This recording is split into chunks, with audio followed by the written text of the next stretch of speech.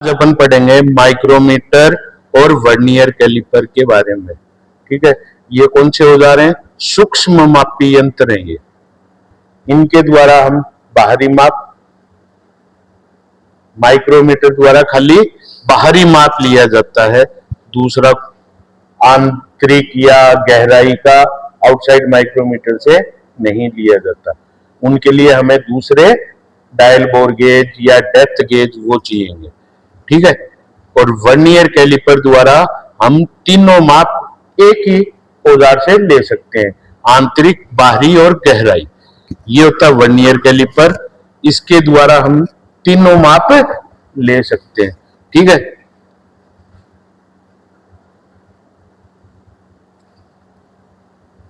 अब इसका बाहरी माप लेना है तो क्या करेंगे?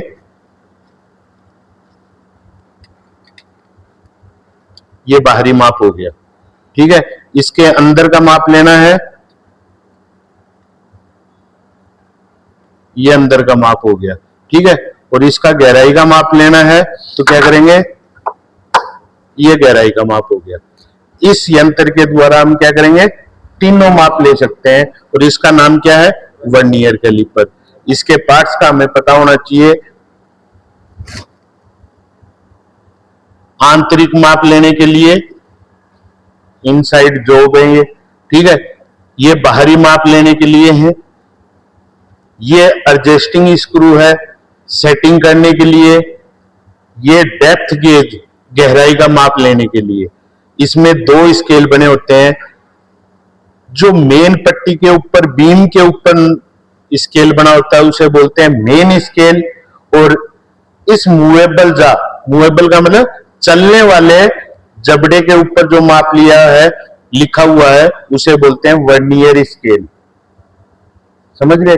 वर्नियर स्केल का माप हमेशा पॉइंट के बाद में आएगा, मेन स्केल का माप पॉइंट से पहले आएगा। क्लियर? आ गई ये बात समझ में?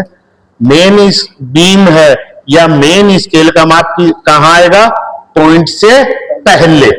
और वर्नियर स्केल का माप कहां आएगा? पॉइंट के बाद में। ठीक है, क्या बोलते हैं इसे? Vernier caliper. इसके द्वारा हम कितने माप ले सकते हैं? तीन माप। कौन से? आंतरिक, बाहरी और गहराई, तीनों माप ले सकते हैं। इनको बोलते हैं आउटसाइड माइक्रोमीटर। क्या बोलते हैं? Outside micrometer. ये हर माप के लिए साइज के अकॉर्डिंग मिलते हैं। छोटा माप लेना है तो छोटी साइज का है, उससे बड़ा लेना है तो उससे बड़ा है, और उससे और बड़ा लेना है तो उससे और बड़ा है, और इससे भी बड़ा लेना है तो और भी बड़े आते हैं।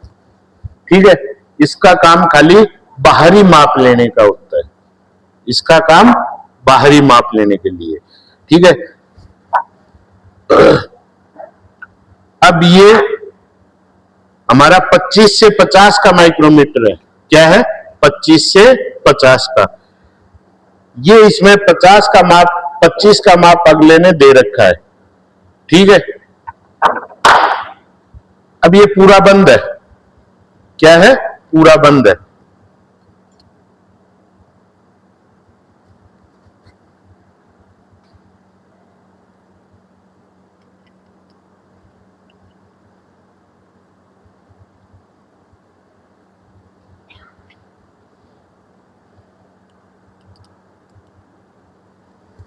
पूरा बंद हो गया। ठीक है, क्यों? इस माइक्रोमीटर का माप क्या है? मेजरमेंट क्या है? 50 से 75 के बीच का ही माप ले सकता है। ठीक है, 50 से अगर किसी चीज की साइज छोटी है तो माप नहीं ले सकता। क्यों? 50 का तो ये परमानेंट खुला रहेगा, इससे आगे नहीं जाएगा ये। ठीक है, समझ गए इस बात को? तो ये इसका डिस्टेंस होता है। इसका मेजरमेंट क्या है? 50 का है। तो 50 से बड़ी चीज का माप लेगा, 50 से छोटी चीज का माप नहीं लेगा। इसके माप होंगे वो mm में होंगे। अब ये हमारा है। ठीक है, अब इसका माप लेना है तो 50 का माप ले लेगा क्या? ये नहीं ले सकता ना। इसके लिए हमें क्या चाहिए? 75 से 100 का माइक्रोमीटर चाहिए। अब ये देखो, 75 की इसकी ये डिस्टेंस है, 75 लगी हुई है, 75 लग जाएगी। 75 के बाद का माप ये लेगा।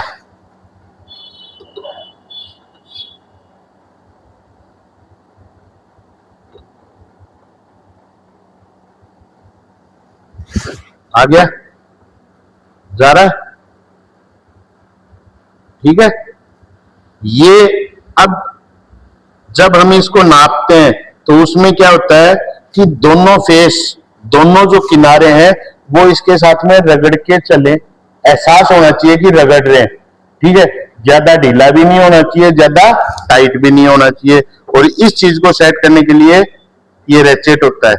इसमें कोई आवाज नहीं है, अभी आवाज आने लग गई, इसका मतलब ये सेट हो गया। अब इसकी रीडिंग पढ़ लेंगे। ये रीडिंग है मेन स्केल की रीडिंग। मेन स्केल की रीडिंग का क्या बताया था, पॉइंट से पहले। और ये जो रीडिंग है राउंड में, इसको बोलते हैं सर्कुलर रीडिंग। ये पॉइंट के बाद में आएगी, ठीक है। इस पोर्शन को बोलते हैं रेचेट, इस पोर्शन को बोलते हैं पूरे को फ्रेम, इस पोर्शन को बोलते हैं एनविल, और बीच में ये रोड निकलती है इसे बोलते हैं स्पेंडल। क्या बोलते हैं, स्पेंडल, ठीक है। समझ में आया। इसके हर पार्ट चाहे बड़ा हो चाहे छोटा हो, एक ही नाम रहेगा, चेंज नहीं होगा। कहीं ये हो कि इसका बड़ा या छोटा, ठीक है। इसमें त्रुटि आती है। त्रुटि क्या होती है बेटा, कमी, ठीक है। इसकी चाल होती है, वो क्या होती है, चूड़ियों पे। इसकी चाल क्या होती है, चूड़ियों पे। और चूड़ी की चाल क्या होती है, कितनी होती है चूड़ी की चाल, आधी। एक नहीं होती कभी भी, क्योंकि हम कोई भी नट या बोल्ट को टाइट करते हैं तो चूड़ियों पे चलती है, तो आधा हाथ घूमता है, तो चाल कितनी हुई, आधी। उसको पूरा राउंड करने के लिए दोबारा घुमाना पड़ता है, तो चूड़ी की चाल हमेशा आधी होती है। और ये चल रहा है, वो किस पे चल रहा है, चूड़ी पे। ये आधा घुमाया, फिर पकड़ा, फिर आधा घुमाया, तभी तो एक चक्कर हुआ है। समझ गए, ठीक है। इसमें जीरो एरर क्या होती है, जब हम बार बार इसे यूज करते हैं, काम में लेते हैं, तो क्या होता है कि ये चूड़ियां आपस में रगड़ के चलती हैं, उसमें उनमें घिसावट पैदा होती है, थोड़ी सी प्ले आ जाती है। प्ले आने से क्या होता है कि जीरो एरर उत्पन्न हो जाती है, त्रुटि होती है। वो त्रुटि मतलब गड़बड़ होता है, जीरो एकदम एक्यूरेट नहीं आता। उसके लिए दिखाने के लिए क्या है, ये देखो, कैमरा पास मिल गया बेटा, ये नंबर दिखने चाहिए।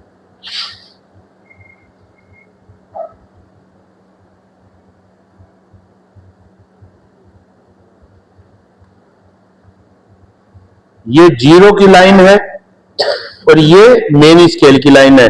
अब वो नंबर दिख रहा है क्या, नहीं दिख रहा है, इसका मतलब त्रुटि आई हुई है। तो उसे सही करने के लिए क्या करेंगे,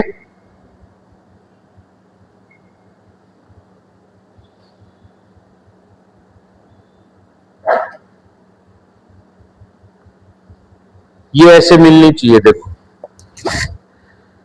ये नंबर है, जीरो है, वो आधा दिख रहा है, और ये जीरो है, लाइन दोनों मिली हुई है। इस जीरो की और इस जीरो की, ये जीरो आधा दिख रहा है और ये जीरो की लाइन आपस में सेम मिली हुई है, तो इसमें त्रुटि नहीं है।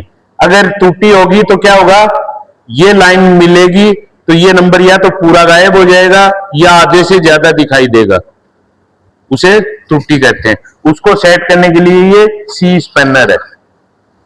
जीरो त्रुटि सेट करने के लिए इसमें कौन सा औजार काम में आता है, सी स्पैनर। इसके पीछे एक होल होगा,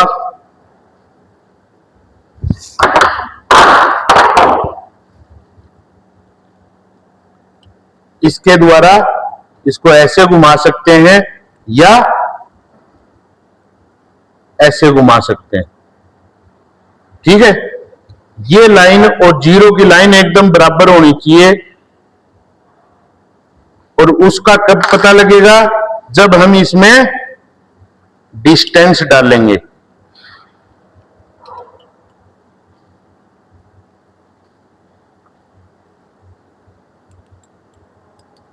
अब ये डिस्टेंस डाल दिया, डिस्टेंस कितना है 50 का है, ठीक है। अब ये देखो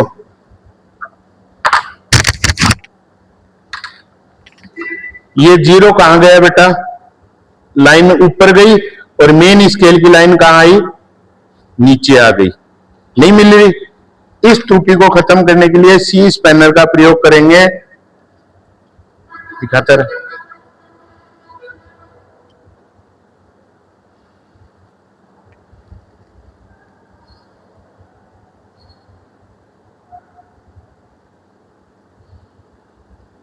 अब देखो इस जीरो की और ये लाइन दोनों आपस में टच हो गई है और ये इसके बीच का 50 का हमने डिस्टेंस डाल रखा है, तो जीरो त्रुटि खत्म हो गई।